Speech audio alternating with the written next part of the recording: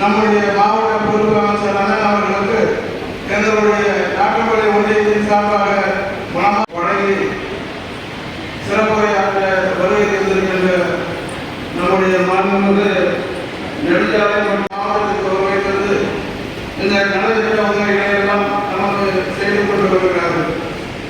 குறிப்பாக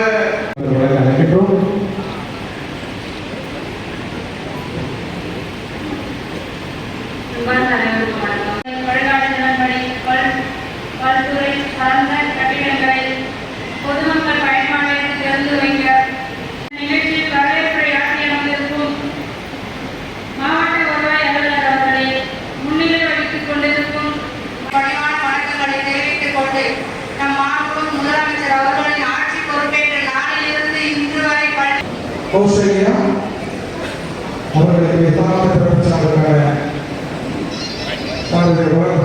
தொடர்ந்து கலைஞரின் கனவு இல்லம் 2024 ஆண்டு திட்டத்திற்கு பயனாளிகளுக்கு மாண்புமிகு அமைச்சர் திருமதி லதா அவர்களுக்கு வழங்கப்பட்டுள்ளன. அதை தொடர்ந்து அவர்கள் ரேகா,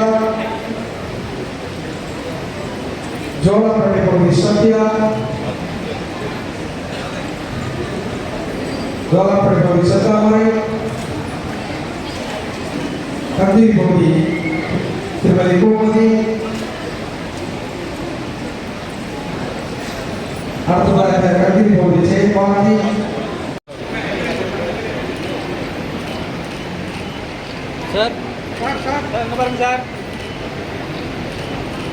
அடுத்ததாக தயாரி ஆதிராஜர் திரு கோகிலா அவர்களுக்கும்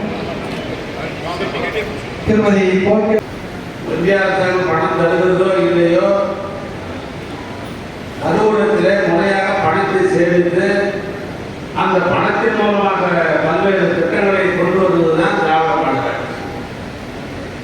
பணக்காரர் ஏழை என்றோ அந்த மேற்சாதி கீழ்ச்சாதி என்றோ இல்லாத ஒரு ஆட்சி திராவிட மாடல்.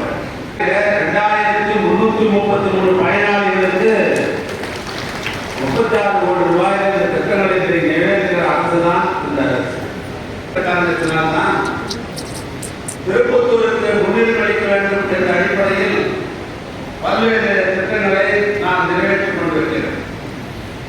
குறிப்பாக சொல்ல வேண்டும் என்று சொன்னால் நெடுஞ்சாலை துறையில் இந்த 3 ஆண்டுகள் 2021 2022 தான் நம்ம ஆட்சி கொண்ட ஆண்டு நிதியாண்டு. அந்த நிதியாண்டிலே சாலைப்பணிகளுக்கு 31 சாலைகளுக்கு 65 கோடி ரூபாய் பணம் ஒதுக்கப்பட்டு பணிகள்